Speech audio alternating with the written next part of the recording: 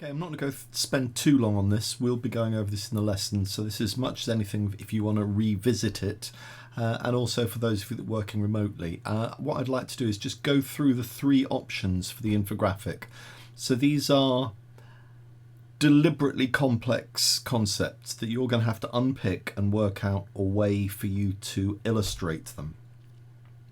That's illustrate in the broadest possible sense. So if we just look at the content, and in particular I want to look at the way that Dennis has structured these documents. So here's the first one, option 1. It's the whole thing is 5 pages. Option 1 is page 1 and page 2. Then option 2 is page 3 and page 4. And option 3 is just 1 page. Okay. Now, how to stand out from the crowd. Personal selection factors. Just look at the way that Dennis has structured this. So if we talked in HTML terms, this is H1, then we've got an H2. Now if you scroll down, you'll see there's another H2. So yeah, there's 2 H2s. And how to stand out from the crowd. There are 2 broad approaches. There's personal selection factors and stimulus selection factors. Then within personal selection factors, there is an introduction, and it talks about perceptual vigilance as being one, and you can see that they are emphasized in a different way. So this is almost like more headings. So call this H2, in which case perceptual vigilance is H3, perceptual defense is H3, adaption is H3, and then adaption then breaks down further into intensity, discrimination, exposure and relevance. When you look at stimulus selection factors, there are 4 general headings: size, colour, position, novelty. And then there is a little bit of explanation as well. But generally, structurally, these are very, very clear. The documents are very, very clear.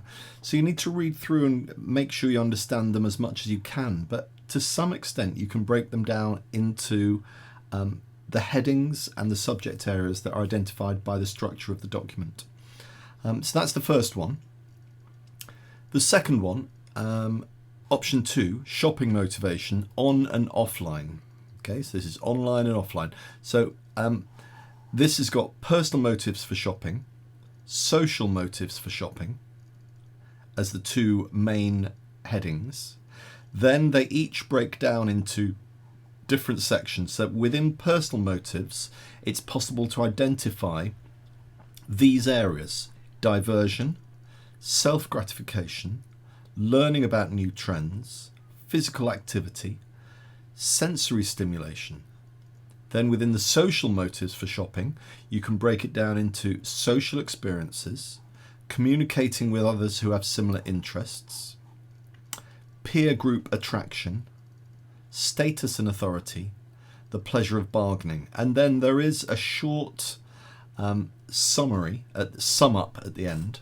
Okay, but again, this is very clearly structured, and you should be able to break it down into the relevant sections to give your infographic some kind of structure.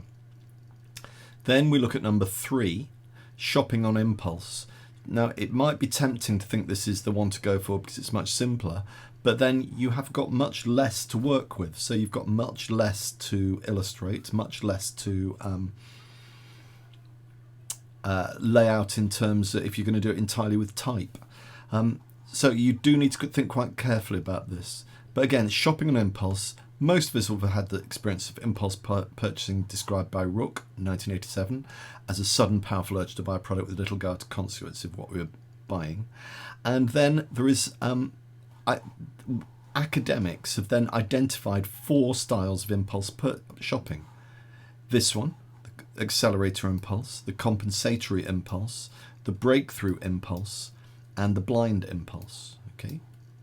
So these, again, very clearly structured, and I think that your infographic should reflect the structure that's shown here in the document. I hope this helps. We'll talk about it some more in the session as well, but really this is about you structuring an infographic and making it into something which people can understand and want to engage with. That's it. Okay, bye.